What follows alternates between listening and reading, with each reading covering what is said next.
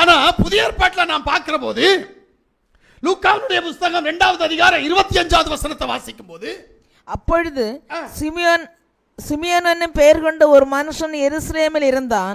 அவன் நீதியின் தேவ பக்தி உள்ளவனாயும் இஸ்ரவேலின் ஆறுதல் வர காத்திருந்தவனாயும் இருந்தான். அவன் மேல் பரிசுத்த ஆவி இருந்தார். பக்தி இருக்கிறது என்று சொன்னால் ஏன் உன் குடும்பத்தில் ஆறுதல் வர வேண்டும் என்று சொல்லி, உன் குடும்பத்தில் விடுதலை வர வேண்டும் என்று சொல்லி நீ விரும்புகிறதில்லை? பரிசுத்த ஆவியினுடைய வல்லமை உனக்குள்ள உன் குடும்பத்திற்குள்ளும் கேட்பதில்லை. ஏன்? நான் சொல்றது அந்நிய பாஷை பேசுறது இல்லை, தீர்க்க தரிசனம் உரைக்கிறது இல்லை, வியாக்கியானம் சொல்றது இல்லை. நான் சொல்வது பரிசுத்த ஆவியினுடைய அனால்டிங் பவர். அவருடைய வல்லமை உனக்குள் இருக்குமானால் சத்துருவை எதிர்த்து போராடுவேன். பக்தி உள்ள சீமோனுக்கு அது இருந்துச்சு. உனக்கு இருக்கா? நீ பக்தி உள்ளவன்னு சொல்றியே, எங்க விடுதலை உனக்கு? இஸ்ரவேலுக்குள்ள இங்க இருக்கிறவங்க அத்தனை பேர் இஸ்ரவேலான்னு முதல்ல யோசித்துக்கா. இஸ்ரவேலுக்குள் ஆறுதல் வர காத்திருந்தான். அவன் மேல் பரிசுத்த ஆவி இருந்தார். அப்ப நீ பக்தி உள்ளவன்னா உன்கிட்ட இந்த குணம் இருக்கணும். அடுத்தவனுக்கு ஆறுதல், அடுத்தவனுக்கு சமாதானம், அடுத்தவனுக்கு நன்மை உண்டாகணும்ன்ற எண்ணம் இருக்கணுமே தவிர அடுத்தவன்கிட்ட போட்டி பொறாம அகம்பாவம் ஆணவம் இருக்கக்கூடாது. 2வது பரிசுத்த ஆவி உன்னை ஆட்கொள்ளணும். 2வது ஒண்ணுக்காக காத்திருந்தான் தெரியுமா? காத்திருந்ததை கண்டான் தெரியுமா? அவன் மேசியாவுக்காக காத்திருந்தான், மேசியாவை கண்டான். எனக்கு ஒரு சின்ன சந்தேகம். மேசியாவை மரியாள் ஆலயத்திற்கு கொண்டு போறாங்க. இது எப்படி சீமோனுக்கு தெரிஞ்சிச்சு? சீமோன் இருக்கிற இடம் வேற, மரியாள் சூசேப்பர் மேசியா இருக்கிற இடம் வேற. இவங்க ஆலயத்துக்கு போற நேரம் அவன்கிட்ட வேதம் சொல்லுது, ஆவியினால் ஏவப்பட்டு உள்ள போய் மேசியாவை கண்டான். எப்படி? பக்தி உள்ளவனுக்கு நடக்கிற வல்லமை வேற. உன்னிட்ட பக்தி பக்தின்னு சொல்லிட்டு கடவுளை ஏமாத்தி உன்னையும் ஏமாத்திட்டு இருக்கிற. 2வது ஒரு பக்தி உள்ளவனை பார்ப்போம். அப்போஸ்தலருடைய புத்தகம் 10வது அதிகாரம் 2வது வசனம் என்ன சொல்லுது? அவன் தேவ பக்தி உள்ளவனும் தன் வீட்டார் அனைவரோடும் தேவனுக்கு பயந்தவனுமாய் இருந்து ஜனங்களுக்கு மிகுந்த தர்மங்களை செய்து எப்பொழுதும் தேவனை நோக்கி ஜெபம் பண்ணி கொண்டிருந்தான். ஆமென், அல்லேலூயா.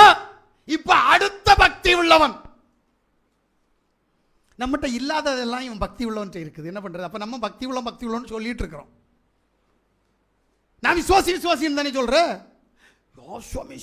கடவுளுடைய உண்மையான நாமத்தை நான் ஆராதிக்கிறேன், அவருடைய புறஜாதி நாமத்தை நான் ஆராதிச்சேன். இப்ப ஒரு 12, 11, 13 வருஷமா அவருடைய உண்மையான நாமத்தை ஆராதிக்கிறேன் சொல்றேன்ல. அந்த நாமத்தில் பக்தி இருக்கா? பக்தி இருந்தா அவனுடைய கிரியை வெளிப்படும். இப்ப 100க்கு அதிபதியுடைய கிரியை என்ன? அவன் தேவ பக்தி உள்ளவனும் ரைட் தன் வீட்டார் அனைவரோடும் தேவனுக்கு பயந்தவனுமாய் இருந்து ஜனங்களுக்கு மிகுந்த தர்மங்களை செய்து. 2வது என்ன அப்படின்னா, இவன் சம்பாதிக்கிறவன், சம்பாத்தியத்தில் தர்மம் செய்கிறான். தர்ம பணம். ஏங்க, தர்மம் செஞ்சா உன் குடும்பம் அப்படி உயரும். நாம இன்னைக்கு என்ன செஞ்சுக்கிட்டு இருக்கிறோம் சொல்லுங்க? பக்தி உள்ளவனுடைய கிரியை இது. எப்பொழுதும் தேவனை நோக்கி ஜெபம் பண்ணி கொண்டிருந்தான். உலகவாசி காரியங்களை பார்க்கறதுக்கே நேரம் இல்லை, இதுல எப்போதும் ஜெபம் பண்ணிட்டு இருந்தானா. அது வேற 100 பேருக்கு அதிபதி இவன். நம்ம வீட்டில் 4 பேர் இருந்தாலே 4 பேருக்கு பொங்கி போடுறதுக்கு 4 பேரை பராமரிக்கிறதுக்கு நேரம் இல்லை. ஆமென். இவன் 100 பேருக்கு அதிகாரி, எப்போதும் ஜெபம் பண்ணி கொண்டிருந்தான். இவனுடைய விசேஷித்த குணமே இதுதான். பக்தி உள்ளவனுடைய விசேஷித்த குணம் தர்மங்கள் செய்வதும் ஜெபிப்பதும். இன்னொரு பக்தி உள்ளவன் எனக்கு தெரியுங்க, கொஞ்சம் அவனை நேசிக்கிறேன். என்ன அப்படின்னா, அப்போஸ்தலருடைய புத்தகம் 22வது அதிகாரம் அந்த 12வது வசனத்தை வாசிங்க. மனத்தின்படியே பக்தி உள்ளவனும் அங்கே குடியிருக்கிற சகல யூதராலும் நல்லவன் என்று சாட்சி பெற்றவனுமாகிய அனனியா என்னும் ஒருவன். ஆமென். இப்ப 3வது ஒரு பக்தி உள்ளவன புதிய ஏற்பாட்டு நாட்கள்ல உங்களுக்கு அடையாளப்படுத்துறார். அந்த பக்தி உள்ளவன் எப்படி அப்படின்னா, எல்லாரும் அவனை பார்த்து நல்லவன்னு சொல்லுவாங்க. உன்னை பார்த்து யாராவது சொல்லுவாங்களா? உன் குண்டனி, உன் குசும்பு, உன்னுடைய கோளு, உன்னுடைய வைராக்கியம், இதை பார்த்து என்னைக்காவது யாராவது சொல்லுவாங்களா? உன் பேரை சொன்னோன்னே சொல்லுவான், அப்போ என்ன பேசினாலும் அப்படித்தான் வருவா, அப்போ வேண்டாம், அவனா அப்போ வேண்டாம். ஏன்? அப்ப நீ பக்தி உள்ளவனா? நீ பக்தி உள்ளவளா? பிரைஸ் யாசுவா இல்ல. அப்ப இந்த பக்திக்கும் தேவ பக்திக்கும் உனக்கு சம்பந்தம் இல்ல. உனக்கு இருக்குது பக்தி, உலக பக்தி, பிசாசு பக்தி, பண பக்தி, பெயர் பக்தி, பொருள் பக்தி, இதுதான் உன்கிட்ட இருக்குது. பாவ பக்தி உன்கிட்ட நிறைய இருக்கு. புரியல? பாவத்தை பார்க்காத சுத்த கண்ணன் நான் ஆராதிக்கிற தேவன். நீ நல்லவன் ஆயிடு. கான்செப்ட் கரெக்ட் தானே? நல்லவன் தேவனுக்கு. எனக்கு நல்லவன் ஆகாத. நான் பார்த்துட்டு சொல்ல இந்த பிள்ளை நல்ல பிள்ளை, அந்த பிள்ளை சரியில்லை, இப்படி நான் தீர்ப்பு சொல்லிடுவேன். இது இல்லை, அவர் சொல்லணும். அவருக்கு முன்னாடி நீ நல்லவன் ஆகணும். தேவ சமூகத்தில் நல்லவன் என்று பெயர் எடுக்க வேண்டுமானால் இந்த உலகத்தையும் உன்னையும் நீ வெறுக்கணும். முடியுமா? ஒன்னை வெறுக்கணும். உன்னுடைய ஆவி ஆத்ம சரீரத்தை நீ வெறுக்கணும். ஆத்மா வெறுக்கணும், வெறுக்கணும், சரீரத்தை வெறுக்கணும். ஏன்னா தேவன் மட்டுமே இங்கே இருந்தா ஆத்மா தானா உயிரடையும், தானா பலனடையும். ஏன்னா ஆத்மாவுக்கு அவர் சொந்தக்காரர். சரீரம் அழிக்கப்படும். நல்லா புரிஞ்சுக்கோ. இன்னைக்கு நீ சரீரத்துக்கு என் தேனு ஊத்திட்டே இருக்கிறோம். தேன் தேன் தேனு தேனிட்ட பணியாரம் அவங்க சாப்பிட்டாங்களாம், இவன் தேனையே ஊத்தி சாப்பிட்டுட்டு இருக்கிறான். எதுக்குன்னா என் மாம்சம் நல்லா வளரணும்ல, பலவீனம் இருக்கக்கூடாது. பலவீனம் உன்னை ஆட்கொண்டுதான் இருக்கும், மாறாது. நீ ஜெபம் பண்ணி பாரு, பலன் ஆட்டோமேட்டிக்கா வரும்.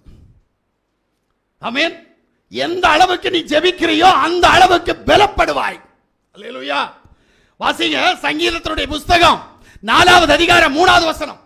பக்தி உள்ளவனே, யாவா தமக்காக தெரிந்து கொண்டார் என்று அறியுங்கள். ஆமென். நான் யாவாவை நோக்கி கூப்பிடுகையில் அவர் கேட்பார். அல்லேலூயா. இங்கதான் ஒரு ரகசியத்தை சொல்றார். யார் அந்த பக்தி உள்ளவன்?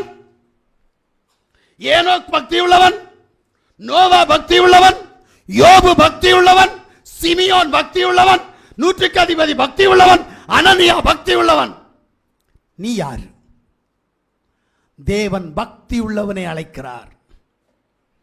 அல்லேலூயா. அவனை தெரிந்து கொள்ள போகிறார். நல்லா புரிஞ்சுக்கோ. தேவன் நீ பக்தி உள்ளவனாக இருந்தால் உன்னை தெரிந்து கொண்டு உன் நிமித்தம் அவர் பெரிய காரியங்களை செய்ய போகிறார். நீ பக்தி உள்ளவனா மாறுவியா? அப்ப அனனியா செஞ்சது போல நீ செய்யணும், சிமியோன் செஞ்சது போல நீ செய்யணும், ஏனோக் செஞ்சது போல நீ செய்யணும், யோபு செய்தது போல நீ செய்யணும். முடியுமா? நீ உனக்குன்னு ஒரு பாதையை தெரிந்து கொண்டுட்டு நான் பக்தி உள்ளவன் சொன்னா உன்னை தேவன் அங்கீகரிக்கவே மாட்டார். வழி இதிலே நடவுங்கள் என்று சொல்லி உனக்கு சொல்லுகிற சத்தம் பூர்வ பாதைக்கு நேராக போகணும். எரேமியா 6:16 அப்படித்தானே சொல்லுது. வழிகளிலே நின்று பூர்வ பாதை எது என்று கேட்டு விசாரித்து நல்ல வழி எங்கே என்று பார்த்து அதிலே நடவுங்கள், அப்போது உங்கள் ஆத்மாவுக்கு இளைப்பாறுதல் கிடைக்கும் என்று கர்த்தர் சொல்லுகிறார். ஆனால் அவர்களோ அதில் நடக்க மாட்டோம் என்கிறார்கள். அப்படித்தானே இருக்குது. இதான் உண்மை. நல்லா புரிஞ்சுக்கிடுங்க. அப்ப நம்முடைய வழி தப்பா போயிட்டு இருக்குது. நாம பக்திக்கு ஏதுவா போகல. பக்தி உள்ளவனை தேவன் என்ன செய்கிறார்? தெரிந்து கொள்ளுகிறார். உன்னிடத்தில் பக்தி வந்தா போதுங்க.